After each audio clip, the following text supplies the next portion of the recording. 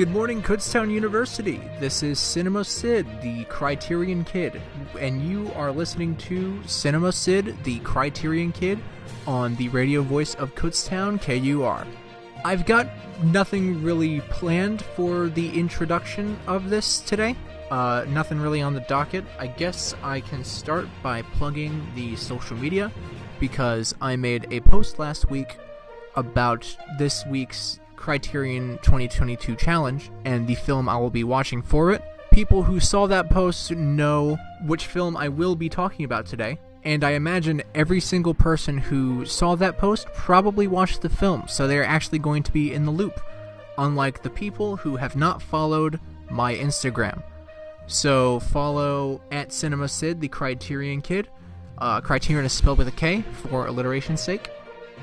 And that's pretty much all of the housekeeping I have to do. If you would like to write into the show, you can follow, or you can email cinemacidthecriterionkid@gmail.com. Again, that's cinemacidthecriterionkid@gmail.com. And again, Criterion is spelled with a K for alliteration's sake. Or you can just slide into those Instagram DMs. If you would like to follow me on Letterboxd, you can just follow CinemaCid on Letterboxd. That's really it for the introduction. I'm sorry, I do not have more of an introduction, so I guess we will get right into the show, the premise of which is me putting Criterion spine numbers into a random number generator and selecting Criterion titles to talk about at random, because I have seen most of the Criterion collection. It looks like we've got about 5 minutes to find a film, so I'm up to the challenge. Okay, so we got the random number generator, like usual. We know the drill by now. Spine 1049. That does look like a familiar spine number, and I think I have that, and I was wrong. The film is Soleil O, directed by Med Hondo, which shows up in Martin Scorsese's World Cinema Project No. 3, which is Spine 1044. I haven't seen Soleil O. It is a French Mauritanian drama film written and directed by Med Hondo, and I haven't seen it. So we're going to do 182 next. Spine 182 is Straw Dogs, directed by Sam Peckinpah, and I thought that was a Kurosawa film. I could have sworn that was a Kurosawa film. What am I thinking of right now?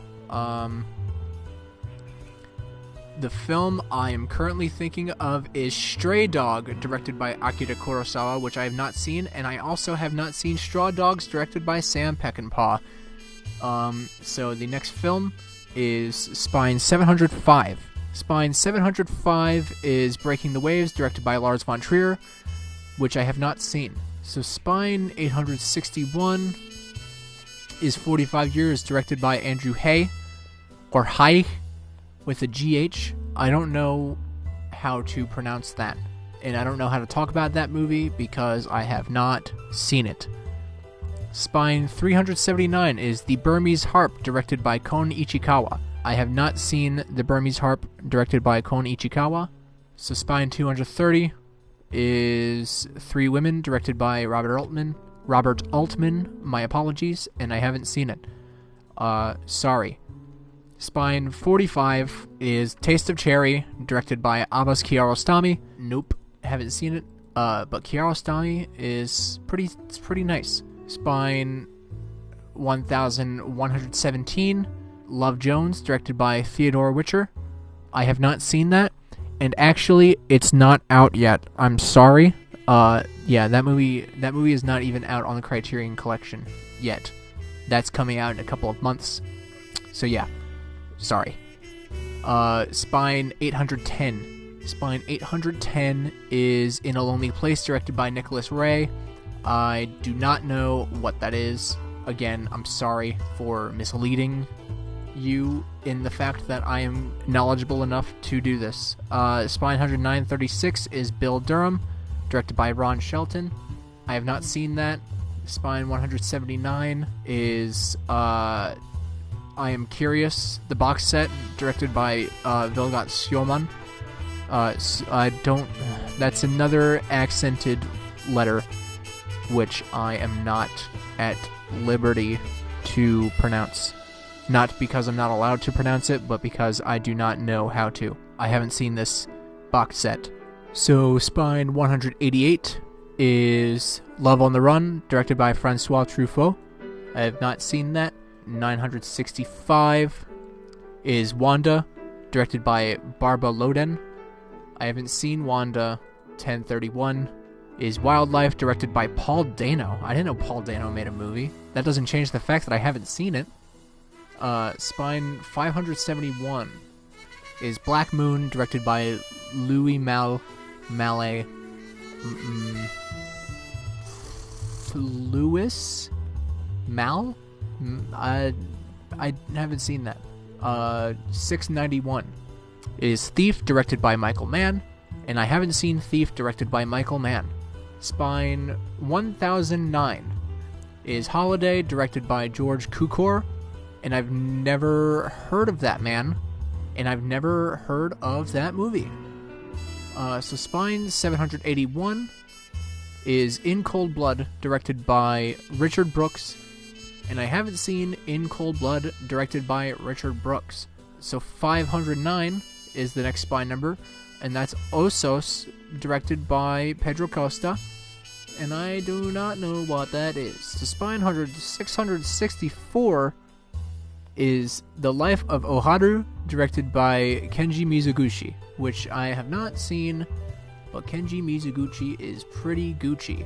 670 is To Be or Not To Be by Ernst Lubitsch. I hope...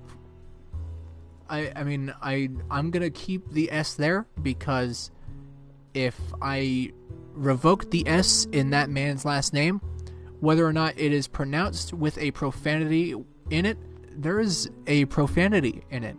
So I hope I never get to talk about that director, and it seems like I'm on a good track, because I have no idea who that is, and I don't know what that film is either. So the next film is Spine 763, which is The Bridge, directed by Bernard Wicki, and I do not know what that is either. So Spine 575 is The Killing, directed by Stanley Kubrick. So looks like we got a movie to talk about right after this break, and it looks like we were just on time. Perfect timing on my part. I deserve congratulations, and I hope you will give it to me whenever you follow Cinema Cid the Kriterion Kid on Instagram, or email cinemacidthecriterionkid@gmail.com. Both of those is spelled with a K for alliteration's sake. Stanley Kubrick's The Killing after this message from the KUR Notebook.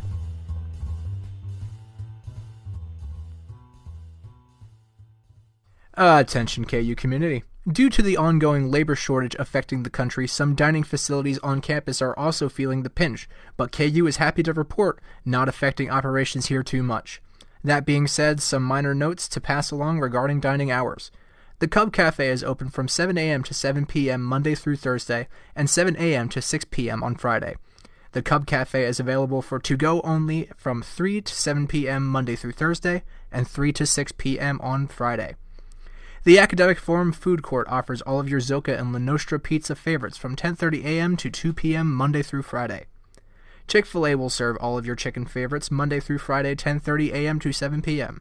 The first floor of the South Dining Hall will continue 24/7 access, with sunny sides open from 9 p.m. to 7 a.m. Late night bites are available from 9 p.m. to 1 a.m. on the first floor of the South Dining Hall 7 days a week. This message of community interest is brought to you by the radio voice of Kutztown University, KUR.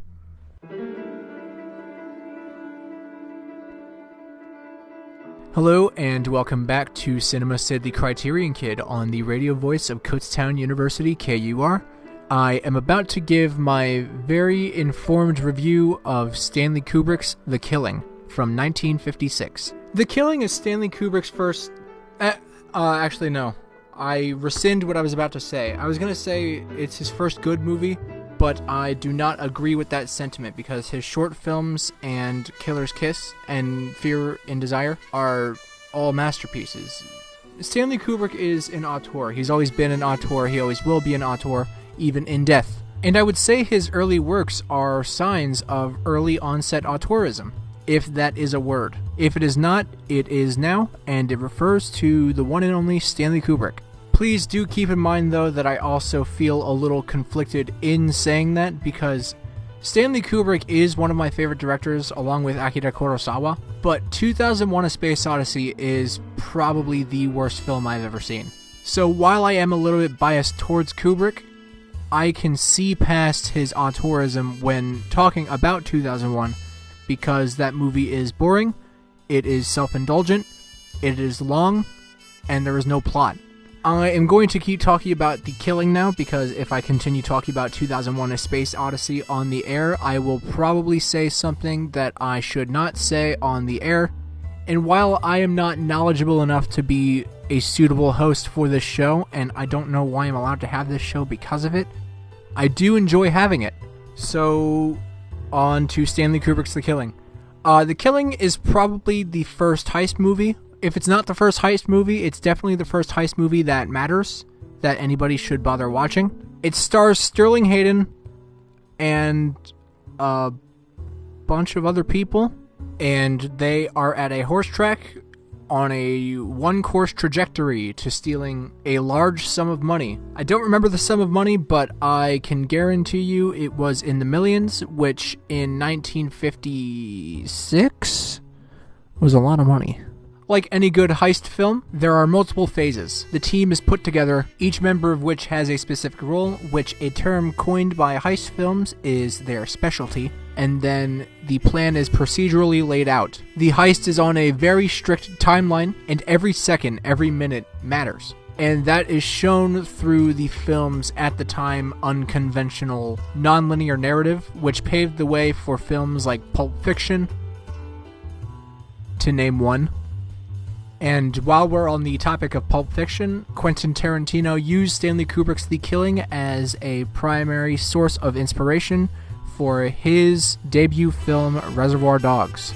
So, without Stanley Kubrick's The Killing, there would be no Quentin Tarantino's Reservoir Dogs, nor would there probably be Pulp Fiction. However, I do want to give credit where credit is due, because while Stanley Kubrick was very influential to all of these modern filmmakers like Quentin Tarantino, Akira Kurosawa was very influential to Stanley Kubrick, because I feel as though The Killing would not exist without Rashomon, which I have talked about on the show before. But that film and The Killing both share striking resemblances. Their gimmicks are that they tell one single story from multiple points of view.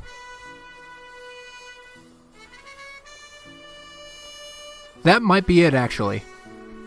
That might be the only similarity.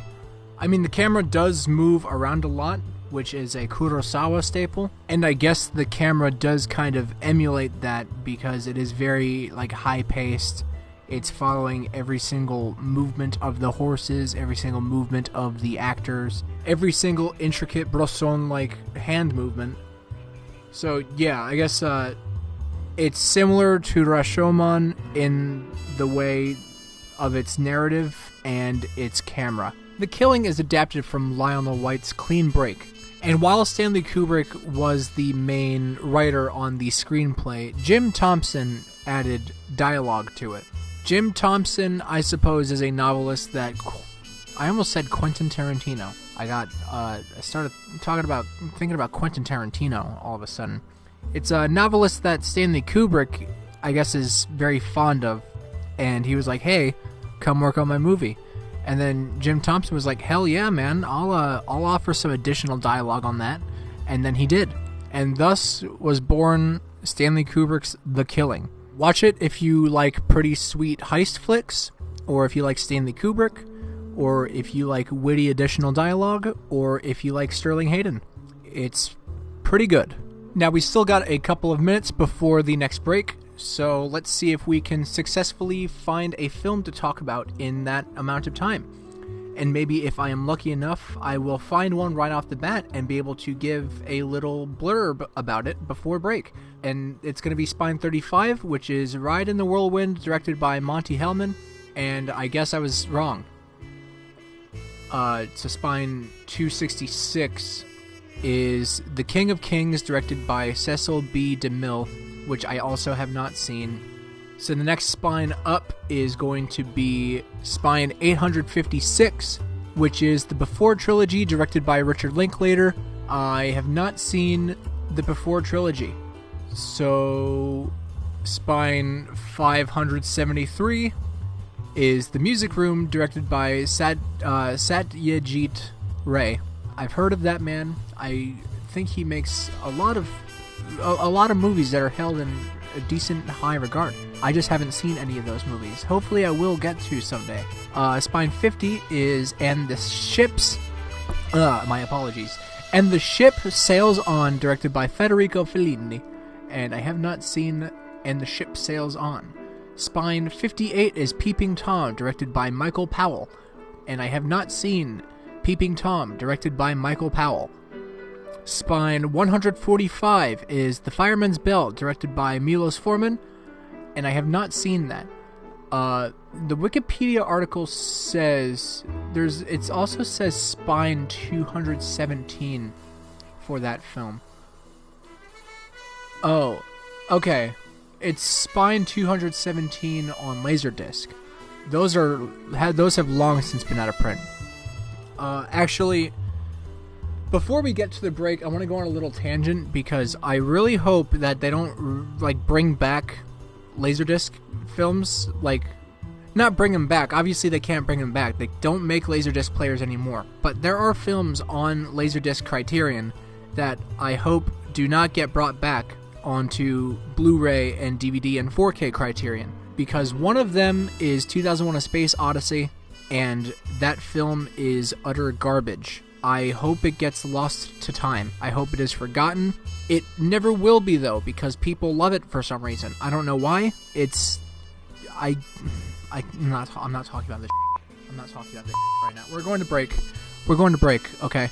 Once we're back from break, I will continue looking for spine numbers, and hopefully we can find a film to talk about.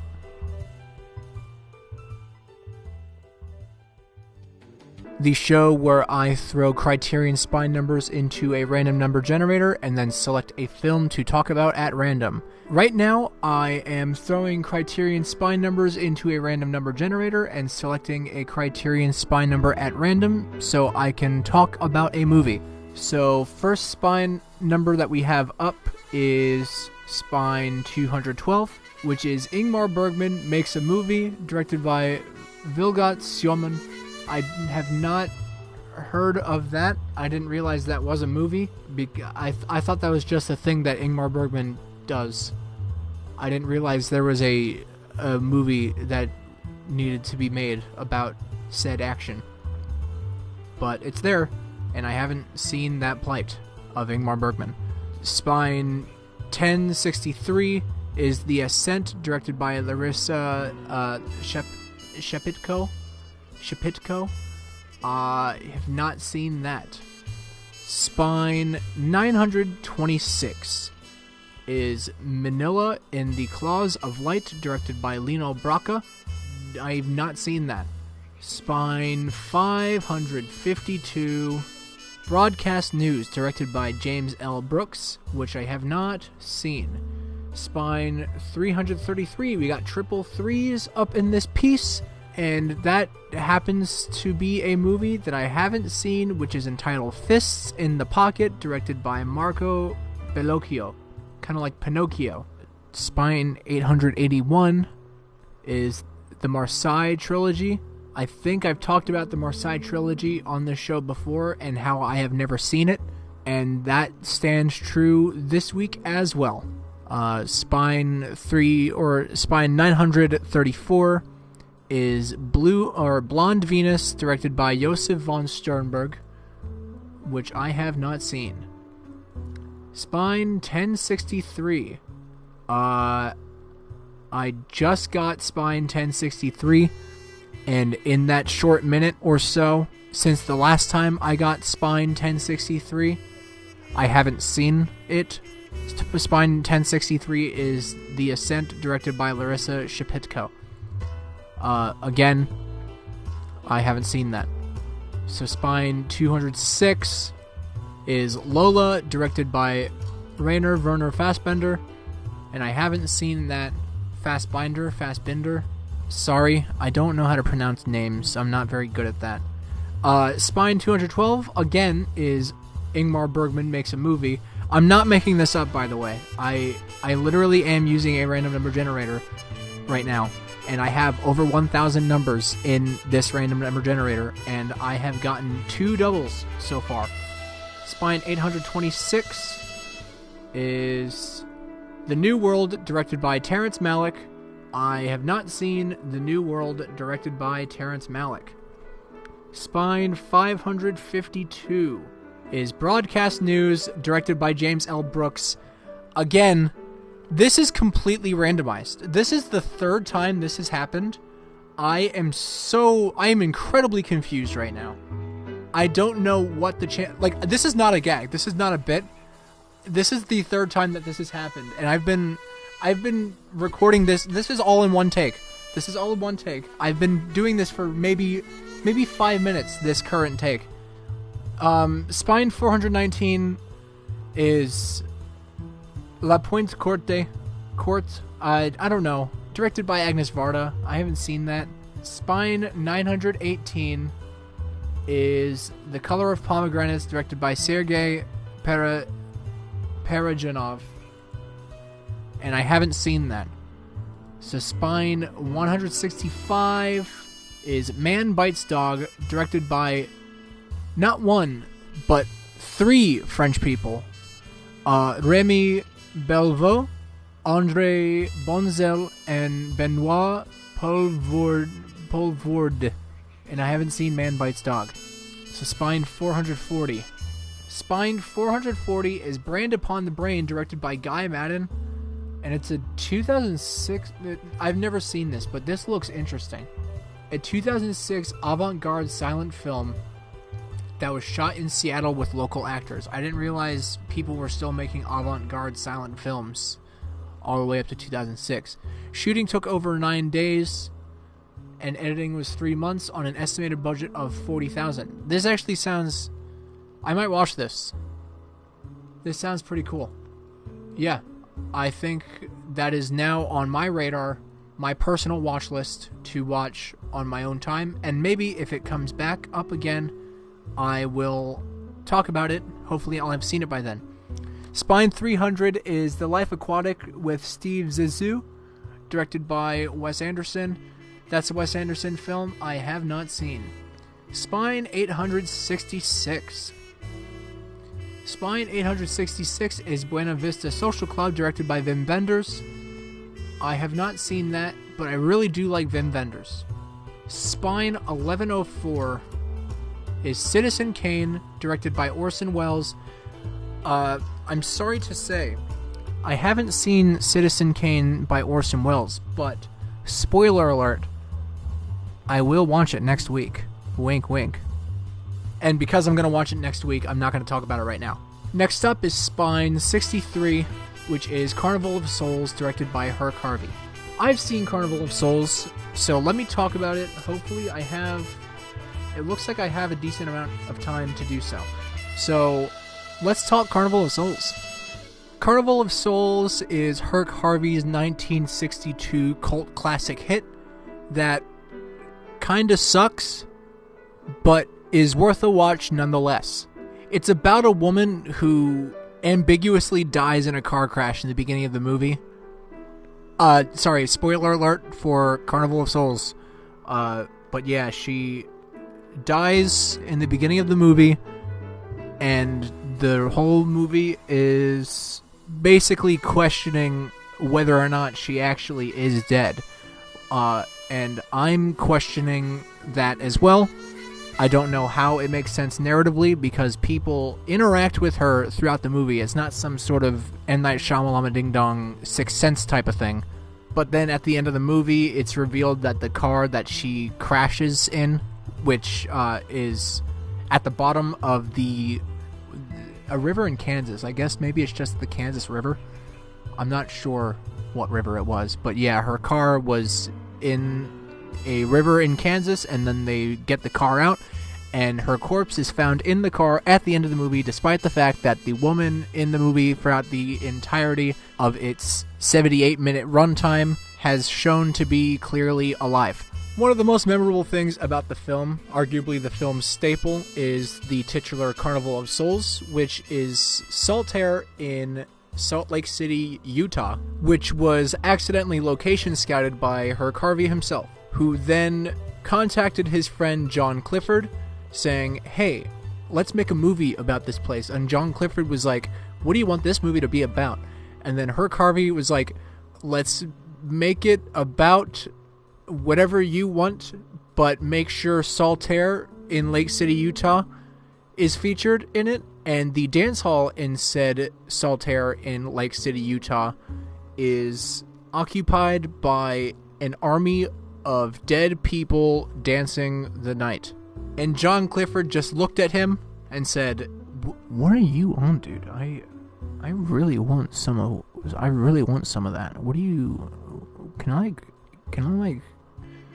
you show me your supplier? And Herc Harvey, ignoring this completely reasonable request, got the funding for the film, which was a whopping $13,000, which is actually kind of an impressive budget for a feature-length film. Well, not exactly feature-length. It's only 78 minutes. But he got the budget, and this film was made in a span of 2 weeks. Despite the fact that I said that this film kind of sucks, it's very impressive what they were able to accomplish in 2 weeks. Now, don't get me wrong, the fact that it was shot in 2 weeks definitely shows. The sound is kind of bad. A lot of the dialogue doesn't actually really match with the lip movements, and the sound effects, the Foley art is kind of not very good. And the score, which everybody reveres for some reason, has one instrument, which is like a very obnoxious pipe organ that people like to call hypnotic, which I suppose is kind of true and does kind of fit the tone of this film, but is, like I said, kind of obnoxious. And maybe some of the acting isn't superb, but a lot of the actors in this film were just kind of amateur anyway. But that's not to say that some of the performances weren't actually pretty decent for being amateurish, which I personally was kind of impressed by. Carnival of Souls is very important and influential in the world of film. It was kind of the precursor to Night of the Living Dead by George Romero or Eraserhead by David Lynch. Actually, Carnival of Souls is probably one of David Lynch's biggest inspirations just in a lot of his work in general. It could be because of the acting or because of the script that give it a very non-kilter characteristic, but a lot of the dialogue and the way that this dialogue is delivered in Carnival of Souls is very Lynchian, which I think is kind of more accidental, whereas in David Lynch properties, it's kind of his staple because it's very purposeful. I can't really say meaningful. I don't know if it's meaningful, but I'm not talking about David Lynch right now. I'm talking about Herc Harvey. As I've stated, Carnival of Souls was a cult classic. It kind of failed whenever it first premiered, and then got a resurgence about maybe 2.5 decades after its initial premiere, and then became a cult classic. So for all of you aspiring filmmakers out there, if you make a movie and it sucks, it probably will be viewed as a masterpiece in about a quarter of a lifetime. And about 30 years after that will probably be in the Criterion Collection. So be patient. Carnival of Souls, Criterion Collection, Spine 62, I believe. Spine 63, my apologies. Pretty good. Watch Carnival of Souls.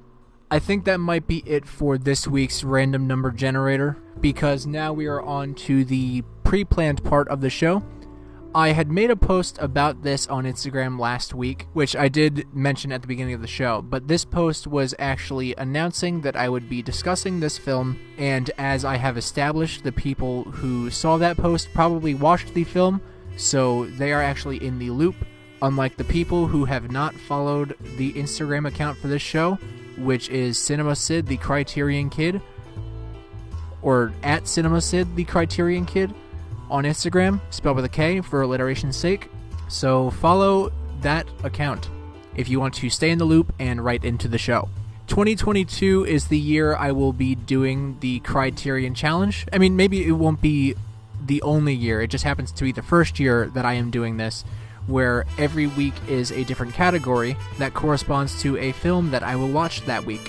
For example, the first week was a film that premiered the year you were born, and then the next week was a film from the 1920s, and now this week is a film from the 1930s. I selected Jean Renoir's La Grande Illusion, which translates in English to The Grand Illusion. Selecting this movie was a no-brainer because whenever you look at the spine numbers of the Criterion Collection, this happens to be spine number 1. Let's hear it for spine number 1 of the Criterion Collection. I have never seen this film before, and I figured this was the perfect opportunity to finally do so. So, Jean Renoir's La Grande Illusion. If I had to describe the premise of La Grande Illusion, I would say it's like Louis Milestone's Ocean's 11, Frank Darabont's Shawshank Redemption, Masaki Kobayashi's The Human Condition 3, A Soldier's Prayer, and Noah Baumbach's Francis Ha, all in one movie. The reason for this is it's about a bunch of POWs, or prisoners of war, who are in a German prison camp. Actually, 2 German prison camps, because they're in 2 different ones in the runtime of the movie. But they are POWs in a prison camp, and they try to break out. So that's where the Human Condition 3, A Soldier's Prayer comes in, as well as Shawshank Redemption, because they do make it out. And then back to Human Condition 3, A Soldier's Prayer, where the 2 people that break out at the end of the movie are walking through snowy terrain. Throughout the movie, the people trying to break out of this prison are putting together plans to successfully break out of the prison, which I felt was similar to Ocean's 11. Not the Steven Soderbergh Ocean's 11, the Louis Milestone's Ocean's 11. I mean, Steven Soderbergh's Ocean's 11 would also work, but I feel Louis Milestone's is much more superior, because don't get me wrong, George Clooney and Brad Pitt are hotties, but Frank Sinatra and Dean Martin are, they're snacks. And I would say that the connection to Noah Baumbach's Francis Ha comes from the fact that this movie is really about friendship and human connection above anything else. La Grande Illusion has been long since out of print, presumably because the supplements for this film are lackluster, very subpar. They kind of suck, if I'm being quite honest. But that's assuming that all of the supplements available on the Criterion channel for La Grande Illusion are the supplements for the out-of-print DVD of it. As stated before, La Grande Illusion is really about the characterization of the people in it, less so about the narrative. Because the narrative is very straightforward, but I am also, now thinking about it, realizing that Stanley Kubrick may have also been influenced by this film, as many filmmakers were. For instance, one Orson Welles says, "If I were to pick 3 of the greatest movies of all time, I would say La Grande Illusion and 2 others." But I digress. The parallels the films of Kubrick share stem from the fact that La Grande Illusion has 2 distinct halves of it, but don't let that fool you, because both halves are pretty much the same, with the exception of the conclusion of the second half, which is the conclusion of the film. La Grande Illusion was banned in France in 1940 because it lacked a political message. This is such an obtuse reason to ban a film. A great film doesn't need to have a political message to be a great film. I mean, sure, political messages add nuance and meaning to a film, which is why films like Paths of Glory or Death by Hanging and Gremlins 2 are masterpieces. But as I've stated before, La Grande Illusion is not about its politics. It's about the interpersonal connections between people, and how these interpersonal connections transcend nationality. La Grande Illusion is more relevant now than ever, with today's cutthroat political climate creating rifts dividing people who should be united. And I heavily recommend people watch it, because I feel like this film, like the television show The Wire, which I know television is an inferior art form to film, but I feel like watching things about people like La Grande Illusion or The Wire. Makes you a better person. Jean Renoir's La Grande Illusion? Pretty good. Watch La Grande Illusion. We are just about coming up to break time, so stay tuned after these following messages for a list of films that I wish were on the Criterion Collection. Right now, I am going to start talking about a couple of movies that I wish were on the Criterion Collection. Movies that I feel would make a great addition to the Criterion Collection, either because there are no good prints of the film, or because of its cultural significance that it has, which I personally believe are two of the highest reasons why a film should be on the Criterion Collection, and why films are on the Criterion Collection to begin with. The first film that I wished was on the Criterion Collection, that I hope comes to the Criterion Collection, is Quentin Tarantino's Kill Bill, The Whole Bloody Affair. Kill Bill is one of Tarantino's most popular films, and for those who've seen it, it is divided up into two parts, Volume 1 and Volume 2. However, I believe in 2007 or something, it premiered at some festival in Japan where the cut was kind of spliced together. They took Volume 1 and Volume 2 and spliced them together. And the anime section that was in it was actually longer. It was filled with a bunch of stuff that wasn't in the theatrical version and may not even appear as a special feature on the DVD or Blu-ray. I'm not sure. And I know anime kind of sucks. Actually, no, anime is very bad. It's not a good medium of art at all. It's worse than television. And that's aside from the fact that it is also television. But this is anime that appears in a film, and it actually has a clear narrative, which makes it better by proxy. The cut also features some alternative camera shots, which only really film buffs like me kind of really appreciate. But I feel like that's a very neat thing to have in this alternate cut.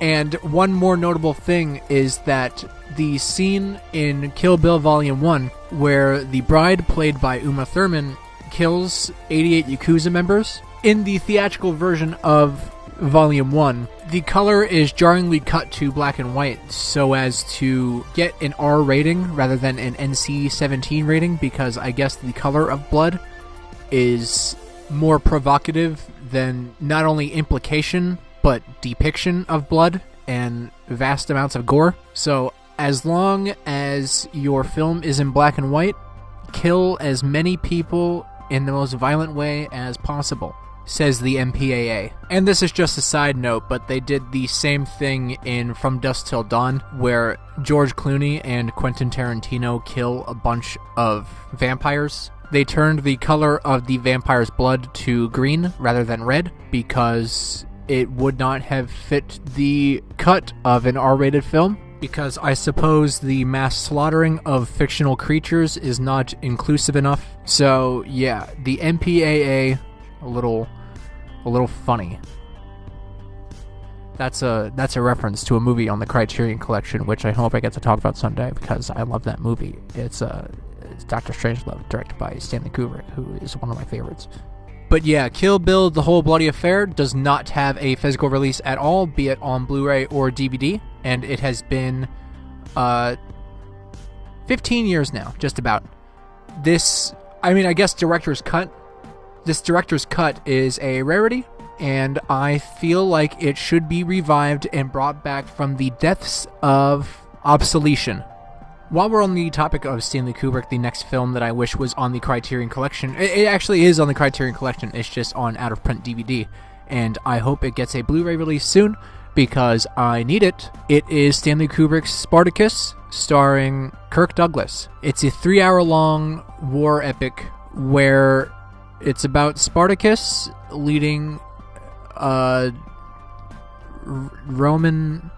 I don't know anything about history to describe what happens in the film, but I know that it takes place during the time when Spartacus was alive. So the movie is about Spartacus. It is called Spartacus, starring Kirk Douglas, directed by Stanley Kubrick. I hope it gets a Blu-ray release, maybe a 4K release, since 4K is a thing now. But yeah, it is trapped in out-of-print DVD purgatory, and I hope it stops being in purgatory soon. Criterion, get your rights back. The next film that I wish was on the Criterion Collection is actually kind of a weird one, because it's not that it's not already on the Criterion Collection. Like, it already even has a Blu-ray, but I feel it should be updated for its 4K release should this ever happen.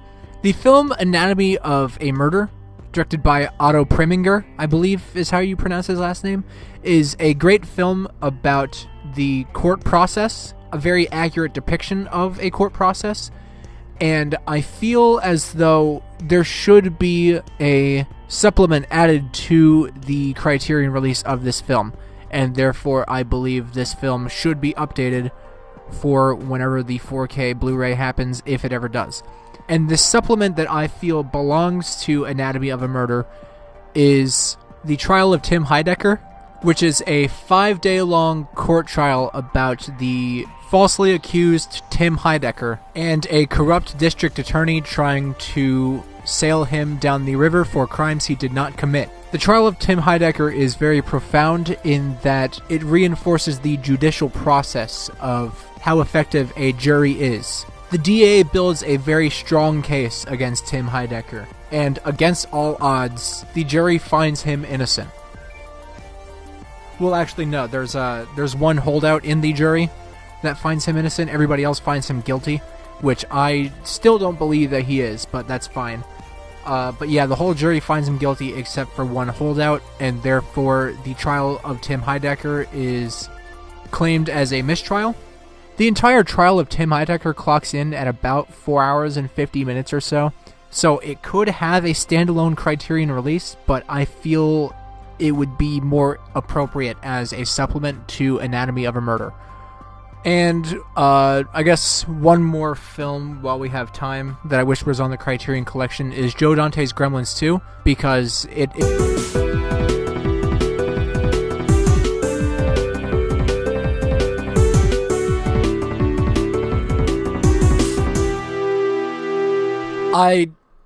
I don't know what just happened. I'm sorry. The hell was that?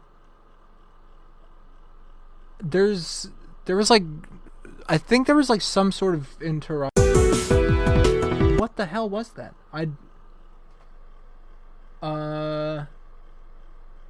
Okay. I don't know what that was. I think we're unfortunately out of time. I have to read from the KU notebook. I don't know what that was. I'm very sorry. I'm sorry if that startled anybody. I don't even know what that was. Okay. I'm gonna have to listen to this whenever it airs. I don't know what just played. Yeah, I'm very confused right now. Here's, I have to read from the KU notebook. Attention KU community. Are you a local musical artist looking to get your music heard on KUR? Send FCC-friendly submissions today to kurmusic@kutztown.edu. That's kurmusic@kutztown.edu. Then tune in and hopefully hear your music on KUR. Thanks for supporting college radio at Kutztown University. This message of community interest is brought to you by the radio voice of Kutztown University, KUR.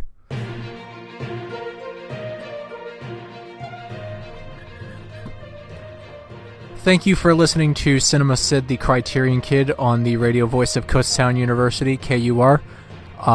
If you know what that interruption was, please DM me on Instagram at Cinema Cid the Kriterion Kid, or email cinemacidthecriterionkid@gmail.com. Both of those are spelled with a K for alliteration's sake.